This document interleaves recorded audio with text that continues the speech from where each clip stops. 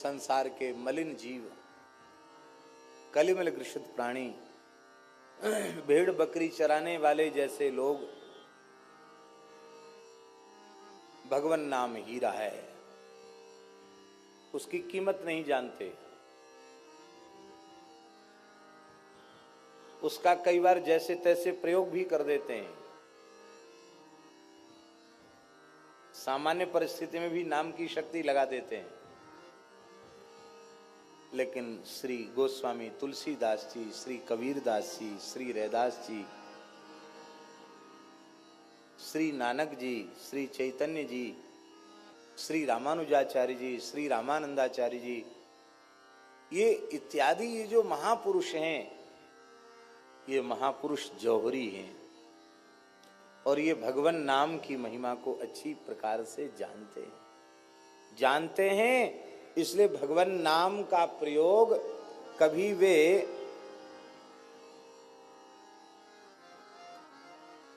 सामान्य परिस्थितियों में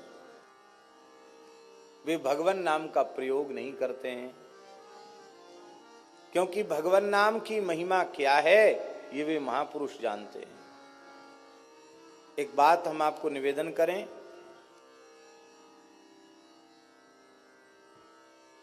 एक बहुत बड़े विद्वान थे, इतिहास प्रसिद्ध विद्वान,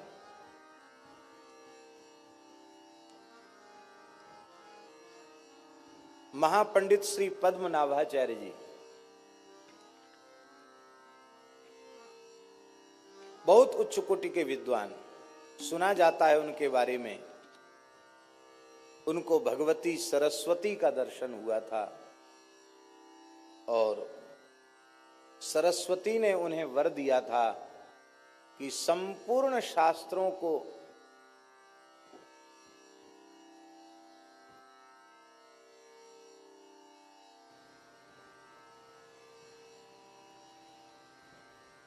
तुम आद्योपांत समझ सकोगे, जान सकोगे। शास्त्रार्थ में तुम्हारा कोई प्रतिद्वंदी धरती पर नहीं होगा। और 100 गाड़ी में ग्रंथ लद के चलते थे, आज से 700 साल पुरानी बात है। कितने साल पुरानी बात? 100 गाड़ियों में ग्रंथ लद के चलते थे उनके। जिस पंडित को शास्त्रार्थ में हरा देते थे उसके ग्रंथ छीन लेते थे। वे महापंडित पद्मनाभ काशी पहुंचे। काशी के विद्वानों में हड़कंप मच गया।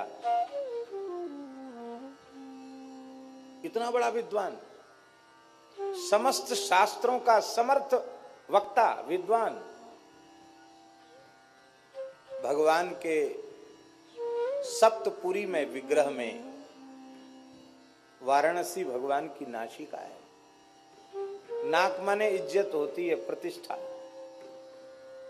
ज्ञानियों की नगरी, विद्वानों की नगरी, विद्या की नगरी काशी भगवान की नाक है। काशी के विद्वान घबराए, हम लोग एक एक विषय के पंडित हैं, वे समस्त शास्त्रों का पंडित है, सरस्वती का वर इससे प्राप्त है। कहीं ऐसा न हो कि हम लोग हार जाएं तो काशी की नाक कट जाए। तो विद्वानों ने काशी विश्वनाथ जी की उपासना की। विश्वनाथ जी के मंदिर से आवाज आई कि काशी की प्रतिष्ठा बचाने का एकमात्र उपाय है संत कबीरदास जी के साथ इसका शास्त्रार्थ करा दो। पंडित कहने लगे कि वीडियो अच्छा लगा तो लाइक करें और कृपया भजन साधना चैनल को सब्सक्राइब जरूर करें। धन्यवाद। गही नहीं हाथ, कागज कलम दवात से, स्याही से कभी उनका काम ही नहीं पड़ा। एक निरक्षर भट्टाचार्य को एक महापंडित से शास्त्रार्थ कैसे कराया जा सकता है? पर भोले बाबा की आज्ञा है, जरूर कोई न कोई चमत्कार होगा। पंडितों ने जाकर कबीरदास जी से कहा, महाराज काशी की प्रतिष्ठा बचानी, आपको शास्त्रार्थ करना है। कबीरदास जी हंसने लगे, बोले हम जानते नहीं शास्त्रार्थ क्या होता, हम क्या करेंगे शास्त्रार्थ।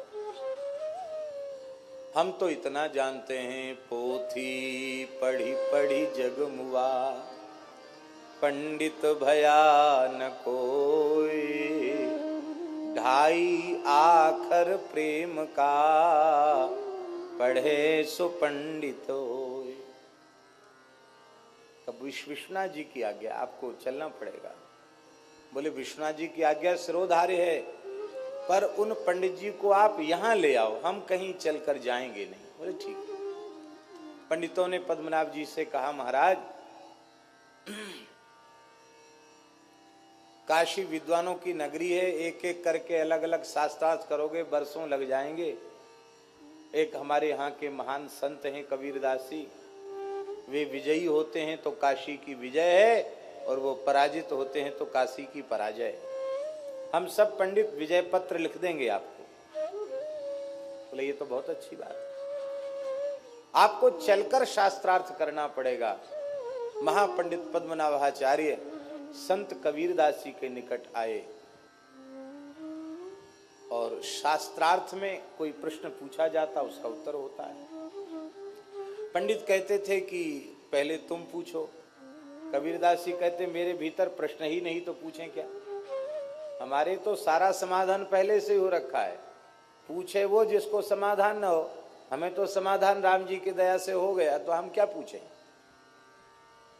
पर पंडित को लगता था कि मैं इतना बड़ा पंडित एक अनपढ़ से पूछूं, ये मेरी बेइज्जती है। इसलिए उन्होंने कहा महाराज आप ही पूछिए। कबीर जी ने कहा अपने संबंध में तो मेरा कोई प्रश्न है ही नहीं, हम आपसे आपके संबंध में पूछ रहे हैं। हाँ महाराज जरूर पूछिए। महाराज चतुराई से पंडिताई से उत्तर मत देना, जैसे सीधे साधे भाव से आप उत्तर देना, उसी कक्षा में बैठकर उत्तर देना। नहीं, पंडित लोग बहुत बात बनाना जानते हैं।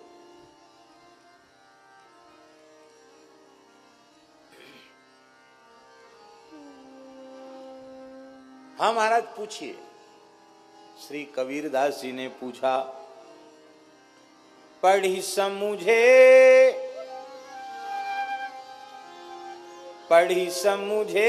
या समुझी पढ़े, अहो कहो द्विज राय, सुन कबीर की बेन को पंडित गयो चकराय। तत्वज्ञानी संत कबीर की वाणी विचित्र। उन्होंने कहा पंडित जी हमें ज्यादा नहीं पूछना आपसे आपके बारे में, आपने पढ़ के समझा कि समझ के पढ़ा। क्या कहा? आपने पढ़ के समझा कि समझ के पढ़ा।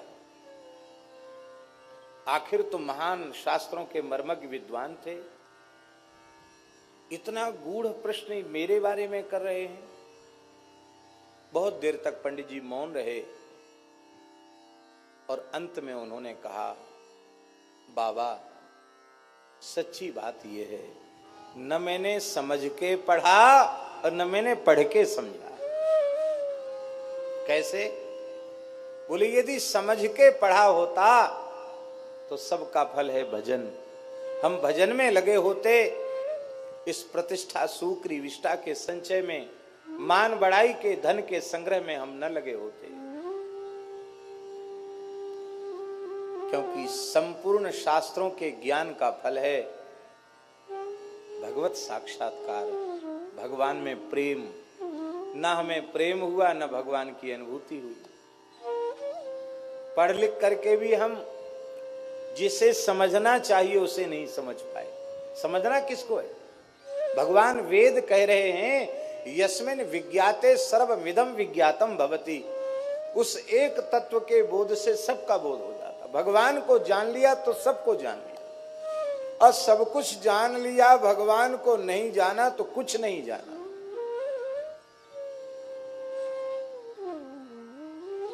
तो न हमने पढ़ के समझा और न समझ के पढ़ा। समझ के पढ़ते तो भी भजन ही करते। समझ के पढ़ना क्या है? किस लिए पढ़ना? हमारे यहाँ कहते सा विद्या या विमुक्तये, जो हमको संसार चक्र से छुटावे उसी का नाम विद्या है। हम कहाँ छूटे संसार से, हम तो और ज्यादा फंस गए। तो श्री कबीरदास जी ने कहा तब तो हम आपसे लाख गुने अच्छे। हमने तो पढ़ाई नहीं, इसलिए पढ़ के समझने वाली बात भी नहीं हुई, और समझ के भी नहीं पढ़ा और पढ़ के भी नहीं समझा। क्यों? बोले हमारे गुरुदेव श्री मदाद्य रामानंदाचार्य भगवान ने केवल एक ही बात कही थी, बच्चा राम राम करो। बस मैं राम राम करने लग गया, और राम राम जपते जपते जो पढ़ के समझते हैं लोग और जो समझ के पढ़ते हैं, वो केवल राम राम करके मैं समझ गया।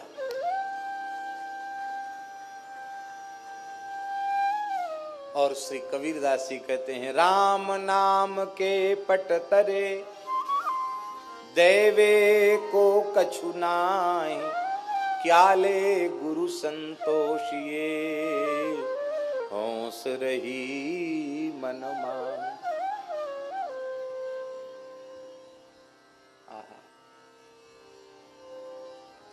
इतने बड़े महापंडित के अहंकार को कबीर जी ने चूर कर दिया। फिर अभी भी समर्पण नहीं हुआ। हमारा समर्पण जल्दी होता नहीं।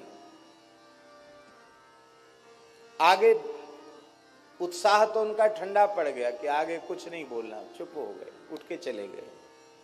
लेकिन अभी उनका समर्पण नहीं हुआ था, अहम शून्य वे नहीं हो पाए थे।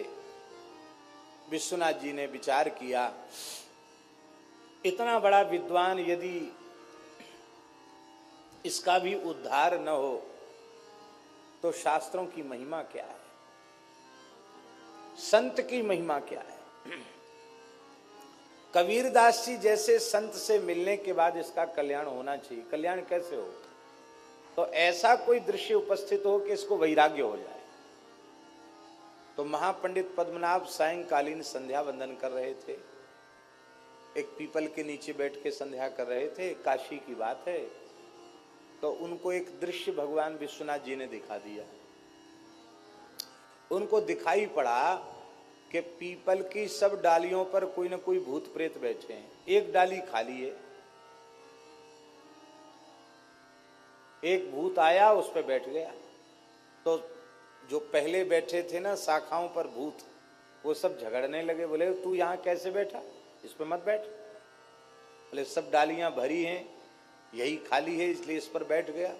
बोले खाली तो है पर ये रिजर्व है, पहले से आरक्षित है। ये किसके लिए? बोले महापंडित पद्मनाभ मर के प्रेत बन के इसी पे रहेगा, उसके लिए आरक्षित है। दूसरे प्रेतों ने कहा भला इतना बड़ा शास्त्रों का विद्वान पंडित, संध्या गायत्री संपन्न ब्राह्मण, भला प्रेत क्यों बनेगा?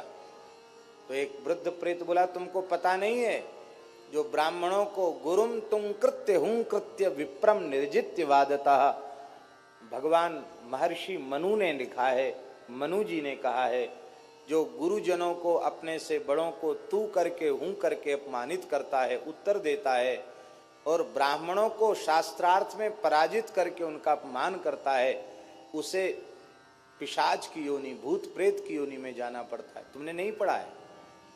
इसने तो न जाने जीवन में कितने ब्राह्मणों को अपमानित किया है, ये तो अवश्य ही प्रेत बनेगा।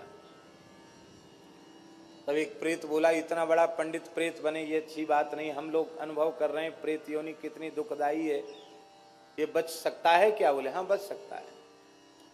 ये यदि अहंकार शून्य होकर संत कबीरदास जी के चरण पकड़ ले तो बच सकता, नहीं तो नहीं बच सकता।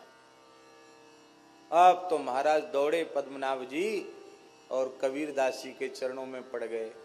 बोले महाराज अब आप कृपा करके हमें अपनाइए, मेरी रक्षा कीजिए, मेरा उद्धार कीजिए।